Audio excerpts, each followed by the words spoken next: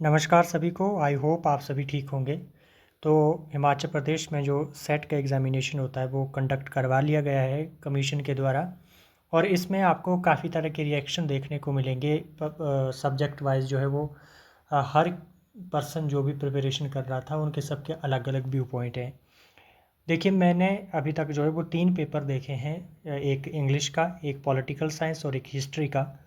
और जेन्युइनली अगर मैं बात करूँ तो पॉलिटिकल साइंस का पेपर जो था वो डुएबल है। बाकी 2 पेपर जो है वो ऐसा नहीं है कि हर कोई उसको कर सकता है या अच्छा स्कोर उसमें कर सकता है। आपको बहुत ज़्यादा हार्ड वर्क करने की ज़रूरत है, स्पेशली इंग्लिश, हिस्ट्री और बाकी सब्जेक्ट भी मुझे लग रहा है कि उसी तरीके के होंगे। उन सब चीज़ों के बारे में हम बाद में बात करेंगे। कट ऑफ क्या रहेगी सब्जेक्ट वाइज वो भी एक अलग पहलू है जिस पे बात की जा सकती है, क्योंकि अभी ऐसा अनुमान है कि असिस्टेंट प्रोफेसर की एडवर्टीज़मेंट आएगी तो उसके लिए आपका सेट या नेट इनमें से एक होना ज़रूरी हो जाता है। तो काफ़ी सारे लोगों की जो एक्सपेक्टेशन है वो स्टेक पे लगी होगी अभी कि क्या हो पाएगा या नहीं हो पाएगा। हमने तो इस चक्कर में जो है वो नेट का एग्ज़ाम भी नहीं भरा कि सेट हम कर लेंगे, तो इस तरह की दुविधा बनी होगी। तो सबसे पहले आज हम पेपर 1 की बात करेंगे। पेपर 2 जो है मैं अभी हिस्ट्री का आपको प्रोवाइड करवा दूंगा कुछ टाइम के बाद। उसमें मैं आपको आंसर उसके बता दूंगा क्विकली। बाकी जो सब्जेक्ट है उनका जैसे जैसे टाइम लगेगा हम करते जाएंगे उनको भी। कुछ एक ऐसे क्वेश्चन है जो आपको एचएस में भी देखने को मिलते हैं उसमें से, तो काफ़ी इंपॉर्टेंट हमारे लिए एग्जामिनेशन पॉइंट ऑफ व्यू से रहेगा। पहला इसमें देखिए, जो पेपर 1 है वो डुएबल है, कर सकता है अगर किसी ने थोड़ी बहुत पढ़ाई की है। तो काफ़ी ज़्यादा एलिमिनेशन टेक्निक के द्वारा जो है वो आंसर तक आप पहुंच सकते हैं और इजीली जो है वो 70 के आसपास स्कोर कर सकते थे इस पेपर में। तो इसमें जो पहला सवाल आपसे पूछा गया है ये सेट बी है, यानी कि जो सीरीज़ बी है इसमें। और पहला जो क्वेश्चन है वो आपका कॉम्प्रिहेंशन पे है। पहले आप क्वेश्चन को पढ़िए, मैं यही सजेस्ट करता हूँ कॉम्प्रिहेंशन में कि पहले क्वेश्चन को रीड करिए कि ताकि आपके वर्ड जो है वो मैच हो जाते हैं और आपको थोड़ा सा आइडिया फिर अच्छे से लग जाता है क्वेश्चन का। पहला आप में इसमें देखेंगे कि पूछा है कि the passage suggest that ICT in higher education has. तो यहाँ पे पढ़ेंगे अब, the effectiveness of communication in higher education depends not only on the clarity of passage but also on the context in which it is delivered. While ICT has expanded the reach of academic discourse, it has simultaneously created a new challenges such as the dilution of interpersonal engagement and risk of superficial learning. True academic communication requires a balance between technological mediation and human interaction. Educators must recognize that communication is not merely about transmitting knowledge but about cultivating critical inquiry, dialogue, and reflective thinking. In this sense, communication becomes a transformative process shaping not only the learner's understanding but also their capacity to question, analyze, and contribute meaningfully to knowledge creation. अब यहाँ पर आपने ये पूरा passage पढ़ लिया। आप यहाँ पर देखिए कि ICT in higher education has only enhanced communication effectiveness. पहले तो ये देखना है कि जो एक्सट्रीम वर्ड होते हैं उनको तुरंत काटिए। यहाँ पर क्या कहीं लिखा है कि ओनली इनहेंस्ड कम्युनिकेशन इफेक्टिवनेस। यहाँ पे पढ़ेंगे आप, पहली लाइन की इफेक्टिवनेस तो आई है पर higher education depends not only on clarity of the message, तो यानी कि पहली स्टेटमेंट जो है वो इनकरेक्ट है। इसका सही आंसर होगा आपका expanded reach but introduce new challenges. Option B correct answer होगा इसका। सेकंड क्वेश्चन है कि रिस्क ऑफ सुपरफिशियल लर्निंग का क्या मतलब है। तो इसका मतलब हुआ कि ये इनकरेज करेगा सरफेस लेवल अंडरस्टैंडिंग को विदाउट रिफ्लेक्शन के। ऑप्शन ए इसका सही आंसर होगा। क्वेश्चन नंबर 3 आपसे पूछा जाता है कि पैसेज में जो है क्या इम्प्लाइज करता है एजुकेटर मस्ट, यानी कि the passage implies that educator must क्या होना चाहिए, cultivating dialogue and reflective thinking. Option B इसका करेक्ट आंसर होगा। क्वेश्चन नंबर 4 आपसे पूछा जाता है कि the transformative aspect of communication refers to. तो ये होता है shaping learners ability to question and contribute to knowledge. तो ऑप्शन ए इसका करेक्ट आंसर होगा। देखिए, जो कॉम्प्रिहेंशन है वो काफ़ी ज़्यादा इजी है। वर्ड टू वर्ड आपको इसके आंसर मिल जाएंगे पैसेज के अंदर। ऐसा नहीं कि एब्स्ट्रैक्ट पैसेज है जहाँ पर आपको कुछ सोचना पड़ रहा है या आपको जो है वो अपनी एनालिटिकल थिंकिंग का यूज़ करना पड़ रहा है। डायरेक्ट आंसर आपको इसमें मिल जाएंगे। क्वेश्चन नंबर 5 आपसे पूछा जाता है कि which of the following is an implicit assumption in the passage. तो इसका सही आंसर है आपका ICT alone can not ensure meaningful learning. तो 5 के 5 यहाँ पर ख़त्म, यानी कि 5 के 5 यहाँ पर स्कोर किए जा सकते थे। क्वेश्चन नंबर 6 आपसे कम्युनिकेशन से रिलेटेड क्वेश्चन है कि communication is fundamentally a process of, क्या होता है। देखिए इसमें कन्फ्यूजन है, कई लोग जो है इसमें आंसर दे रहे हैं कि ट्रांसमिटिंग इन्फॉर्मेशन, पर ये गलत है। इसके गलत होने की एक वजह है कि ट्रांसमिटिंग इन्फॉर्मेशन जो है वो इसके मीनिंग को रिस्ट्रिक्ट कर रहा है। यानी कि कम्युनिकेशन एक तरह से, अगर हम फिर इसकी डेफिनेशन देने लगेंगे तो किस तरह से डिफाइन करेंगे कि communication communication means transmitting information. तो ये एक तरह से जो है वो वर्ड के मीनिंग को ही लिमिट कर रहा है, और इस तरह की जब बात आती है तो वहाँ पर जनरल जो ऑप्शन होता है वो जनरली इनकरेक्ट माना जाता है। इसलिए आपका सही ऑप्शन आएगा option B, creating shared meaning. Option B इसका सही आंसर होगा, और बी को ही कंसिडर कीजिए। ये 100% श्योर शॉट है कि कमीशन इसको ये आंसर कंसिडर करेगा। 7 सवाल आपसे पूछा जाता है कि communication model proposed by Claude Shannon and Warren Weaver is primarily concerned with. अगर आपने पढ़ा है तब तो आपके लिए आसान होगा, पर अगर नहीं पढ़ा है तो ऑब्वियसली इसका पता लगाना मुश्किल हो सकता है। तो इसका सही आंसर है आपका option D, technical transmission of signal इसका सही जवाब होगा। फीडबैक इन कम्युनिकेशन इंश्योर्स, क्या इंश्योर करता है फीडबैक कम्युनिकेशन में? ये इंश्योर करता है जो क्लोजर ऑफ कम्युनिकेशन लूप है उसको। क्वेश्चन नंबर 9 आपसे पूछा जाता है कि in mass communication the role of gatekeeper क्या होता है। गेट कीपर का रोल क्या होता है? तो उसका रोल होता है कंट्रोल करना और फिल्टर करना इन्फॉर्मेशन को बिफोर डिसएमिनेशन। क्वेश्चन नंबर 10 आपसे पूछा जाता है कि कम्युनिकेशन थ्योरी में नॉइज जो है वो रेफर करता है। तो any disturbance that distorts the message. काफ़ी ज़्यादा सिंपल क्वेश्चन है जहाँ पर आपको ज़्यादा पढ़ने की ज़रूरत नहीं है। अगर आप एक लेमैन सेंस में भी देखेंगे इनको तो आप आंसर तक पहुँच जाएंगे। क्वेश्चन नंबर 11 आपसे पूछा जाता है कि रॉन्ग नंबर आपने यहाँ पर फाइंड करना है, पैटर्न समझना है आपने। 7 आए, क्यूब का पैटर्न यहाँ पर फॉलो हुआ है। 2 का क्यूब होता है 8, 8 में से एक कम किया 7। 3 का क्यूब होता है 27, 27 में एक कम किया 26 आना था, जबकि यहाँ पर 28 है। आगे भी यही है। 4 का क्यूब होता है 64, एक कम किया 63। 5 का क्यूब 125 होता है, एक कम किया 124। तो यहाँ पर 28 की जगह 26 होना चाहिए था, इसलिए इसका सही आंसर बी होगा। क्वेश्चन नंबर 12 आपसे पूछा जाता है कि एरिया बताना है आपने। एक parallelogram is 147 centimetre square and it's base is thrice the corresponding altitude, what is the length of the base. तो आपने आधार की लेंथ बतानी है। अब यहाँ पर देखिए आपसे पूछा क्या गया है, 147 सेंटीमीटर है। 147 को जब आप 3 से डिवाइड करेंगे तो ये निकल करके आता है 49। अब 49 का किसका क्यूब है? आपका 7 का क्यूब है। अब हमें ये तो पता चल गया कि इसमें बोला हुआ है कि जो बेस से वो थ्राइस है इसके कॉरस्पॉन्डेंस एल्टीट्यूड के। तो 7 × 3 करेंगे तो ये 21 आएगा। ऑप्शन ए इसका करेक्ट आंसर होगा। Rekha and Manvi can do a piece of work in 9 hours, Manvi and Madhu can do it 12 hours, and Rekha and Madhu can do it 18 hours, then Rekha, Manvi and Madhu will finish the work together. तो इसको आप जब calculate करेंगे 9, 12 और 18 का जब एलसीएम लेंगे आप तो वो 36 आएगा। जब इसको कैलकुलेट करेंगे अब इन सब की कैपेसिटी निकालेंगे तो इसका आंसर सही आएगा 8 घंटे, ऑप्शन सी। यहाँ पर नेक्स्ट क्वेश्चन है, इस तरह के क्वेश्चन में आपको पेन उठाने की भी ज़रूरत नहीं पड़ती। यहाँ पर देखिए आपसे पूछा गया है कि if a 450 metre long train is moving at a speed of 54 kilometre per hour, then the train cross an electric pole in. यहाँ पर आप समझिए कि एक यूनिट आपकी मीटर में है और एक आपकी घंटे में है, किलोमीटर में। अब इसको जो है किलोमीटर को हमें जो है इसको भी हमें मीटर में लाना पड़ेगा, या घंटे जो है इसको हमें टाइम को भी एक तरह से करना पड़ेगा। तो इसमें आप 54 को जो है वो 8 से 18 से, क्योंकि जो मिनिमम यूनिट हम लेते हैं एक तरह से 5/18, उससे हम जब 18 से इसको डिवाइड करेंगे तो 3 आएगा।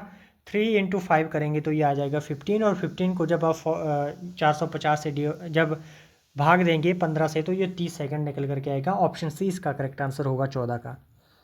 15वां सवाल आपसे पूछा जाता है कि एक डीलर परचेज करता है प्ले स्टेशन को 35,000 रुपये में, और वो डिस्काउंट देता है 12% का ऑन मार्केट प्राइस, पर उसके बाद भी उसे 10% का फ़ायदा होता है। तो मार्केट वैल्यू क्या है उस प्ले स्टेशन की? तो इसको जब आप कैलकुलेट करेंगे, यानी कि 10% फ़ायदा देने का मतलब हो गया कि इसमें जो है वो जो 38,500 रुपये में वो बेच रहा है। जब 38,500 रुपये में वो बेच रहा है तो मार्केट वैल्यू जो है वो उसकी क्या होगी? तो जब इसको आप थोड़ा कैलकुलेट करेंगे तो ये 43,750 निकल करके आएगा, ऑप्शन बी। इसमें BTE11 is related to DVG120 in certain way. In the same way, PAN9 is related to RCP80. Then in the same way GMT12. इसमें पैटर्न समझेंगे आप। तो B से आगे C के बाद D है, फिर वैसे ही T के बाद आपका U को छोड़ करके V है। तो इस तरह क्या एक को छोड़ करके है, तो यानी कि G के बाद आपका आएगा I, M के बाद आएगा O, T के बाद आएगा V, और यहाँ पर जो है वो जो 11 है, 11 का क्यूब होता है 121, और यहाँ पर जो है वो 120 है, यानी कि एक माइनस हुआ है। वैसे ही 9 है यहाँ पर PAN में, तो 9 का क्यूब होता है 81, 81 में से एक माइनस किया तो 180 आएगा। और फिर वैसे ही 12 का क्यूब होता है 144, उसमें से एक कम किया आपने तो 143। ऑप्शन ए इसका करेक्ट आंसर होगा। इस फिगर को जब आप देखेंगे तो इसका जो सही आंसर है वो होगा आपका ऑप्शन डी, 17 का। क्वेश्चन नंबर 18 है, 18 का जो सही आंसर है आपका, the pramana bridges the gap between perception and inference by relying on. बहुत इंपॉर्टेंट क्वेश्चन है, जो इंडियन फिलॉसफी है उसमें जब इसकी बात की जाती है तो यानी कि प्रमाण जो परसेप्शन है और इन्फेरेंस है, यानी कि जो प्रत्यक्ष और अनुमान के बीच में जो ब्रिज होता है उसको बोलते हैं उपमान। ये तो इसलिए इसका जो सही आंसर होना चाहिए वो ऑप्शन बी होगा। क्वेश्चन नंबर 19 आपसे पूछा जाता है कि डिडक्टिव रीजनिंग का क्या फीचर है, तो वो करता है ensure the certainty if valid. Option C इसका करेक्ट आंसर होगा। क्वेश्चन नंबर 20 रीजनिंग का है कि कुछ बुकें जो है वो नोवेल्स है और सारे नोवेल जो है वो इंटरेस्टिंग है। तो कंक्लूजन बोलता है कि सम बुक्स आर इंटरेस्टिंग और ऑल बुक्स आर इंटरेस्टिंग। अब ऐसा तो नहीं है, ऑल बुक्स आर इंटरेस्टिंग ऐसा तो कहीं स्टेटमेंट में नहीं है, तो इसलिए जो इसका सही आंसर होगा वो सिर्फ एक ए होगा, only one followers. Question number 21 है, सिंपल है, इसका सही आंसर होना था आपका 2008। नेशनल एक्शन प्लान जो था वो क्लाइमेट पे ये लॉन्च हुआ था 2008 में। पॉल्यूटेंट जो ओजोन डिप्लीशन से जुड़ा है वो क्लोरोफ्लोरोकार्बन है। ऑप्शन डी इसका करेक्ट आंसर होगा। Hydro power is considered renewable, it depends on water cycle and driven by solar energy. तो असर्शन और रीजन दोनों ठीक है, इसलिए ऑप्शन ए इसका करेक्ट होगा। क्वेश्चन नंबर 24 जो है इसका सही आंसर होगा आपका कैडमियम। ऑप्शन बी इसका करेक्ट आंसर होगा, किडनी इसी से डैमेज होगी। क्वेश्चन नंबर 25 आपसे पूछा जाता है कि SDG जो है वो क्लाइमेट एक्शन से ये किससे संबंधित है, तो ये पेरिस एग्रीमेंट। ऑप्शन ए इसका करेक्ट आंसर होगा। आउटकम बेस्ड एजुकेशन जो है वो फोकस करती है लर्निंग आउटकम्स एंड कॉम्पिटेंसी पर, तो ऑप्शन डी इसका करेक्ट आंसर होगा। तो कंसेप्ट ऑफ इकोलॉजिकल फुटप्रिंट जो है वो ये मेजर करता है ह्यूमन डिमांड और नेचुरल रिसोर्स। ऑप्शन सी इसका सही आंसर होगा। 28वां जो क्वेश्चन है यहाँ पर परा और अपरा ये सिग्निफाई करता है आपका higher spiritual knowledge versus worldly knowledge को, तो इसलिए इसका सही आंसर होगा आपका ऑप्शन बी।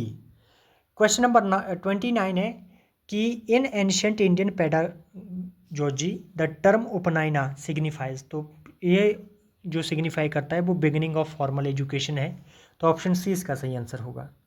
विच ग्लोबल रैंकिंग सिस्टम इवेल्युएट्स इन यूनिवर्सिटीज़ वर्ल्ड वाइड, तो इसका सही आंसर है QS world ranking. Option D. Question number 31 से पूछा जाता है कि कौन सा इसमें से इफेक्टिव फॉर्मेटिव असेसमेंट का कैरेक्टरिस्टिक्स नहीं है, तो ये है सम्मेटिव ग्रेडिंग। ऑप्शन सी इसका सही आंसर होगा। क्वेश्चन नंबर 32 आपसे पूछा जाता है कि project method of teaching is effective in, तो ये practical skill and team work. Option A इसका सही आंसर होगा। कंस्ट्रक्टिविज्म इन टीचिंग रेफर करता है students constructing knowledge through active engagement. Option B. Question number 34 आपसे पूछा जाता है कि the most effective way to integrate ICT in higher education teaching is, तो इसका सही आंसर है ICT tools to enhance interactivity and research access. Option C इसका सही आंसर है। क्वेश्चन नंबर 35 आपसे पूछा जाता है कि कंटिन्यूस एंड कॉम्प्रिहेंसिव इवेल्युएशन किस पे फोकस करता है, तो ये होलिस्टिक डेवलपमेंट ऑफ लर्नर्स इस पे फोकस्ड होता है। क्वेश्चन नंबर 36 आपसे पूछा जाता है कि हाइपोथेसिस का क्या मतलब होता है, तो हाइपोथेसिस एक टेंटेटिव स्टेटमेंट होती है, तो ऑप्शन डी इसका सही आंसर होगा। क्वेश्चन नंबर 37 आपसे पूछा जाता है कि qualitative research the most common data collection methods are, तो वो होते हैं इंटरव्यू, ऑब्जर्वेशन और केस स्टडी। ऑप्शन सी इसका सही आंसर होगा। क्वेश्चन नंबर 38 जो है वो पूछा जाता है आपसे कि इनमें से कौन सा नॉन प्रोबेबिलिटी सैम्पलिंग टेक्निक है, तो वो है आपकी परपसिव सैम्पलिंग टेक्निक, तो ऑप्शन सी इसका सही आंसर होगा। क्वेश्चन नंबर 39 जो है वो रिलायबिलिटी पे है। तो रिलायबिलिटी जो है वो रिसर्च में वो रेफ़र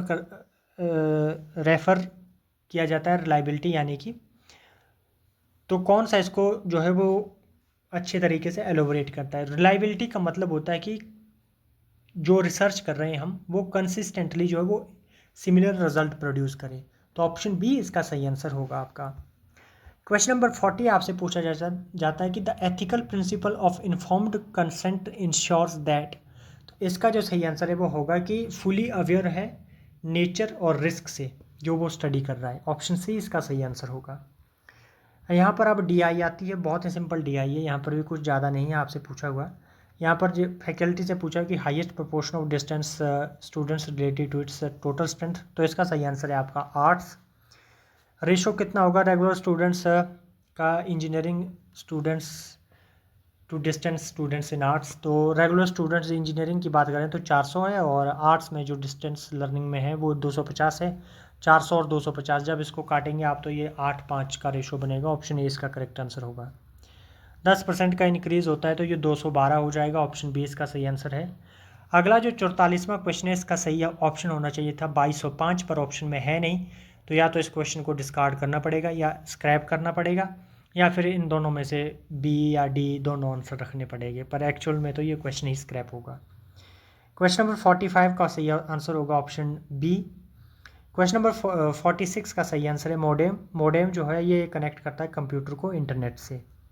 क्वेश्चन नंबर 47 का सही आंसर है teacher education and school level resource. Option C Diksha platform जो है वो इस पर फोकस्ड है। बहुत इंपॉर्टेंट क्वेश्चन है कि एसएसडी की फुल फॉर्म क्या है। एसएसडी काफ़ी लोग जो है वो सॉलिड स्टोरेज डिस्क और सॉलिड स्टेट ड्राइव में कंफ्यूज हुए होंगे, पर इसका सही आंसर है solid state drive. Option B correct answer है। Which network condition most harmful for real time conferences. तो इसका जो सही आंसर होना चाहिए वो है पैकेट लॉस। Option C. और लास्ट क्वेश्चन है आपका which model of e governance involves interaction between government and citizens. तो इसका सही है government to citizen. Option C इसका सही आंसर होगा। कमेंट करके बताइए कि आपने पेपर 1 में कितना स्कोर किया है, और इस पेपर में सच बताएं तो 50 से नीचे जो स्कोर करना जो है वो हार्मफुल हो सकता है आपके लिए सेट के एग्ज़ाम में। इसका मतलब ये हो गया कि आपके लिए मुसीबतें बढ़ सकती है अगर आप 50 से नीचे इस पर्टिकुलर इस पेपर के अंदर। तो थैंक यू।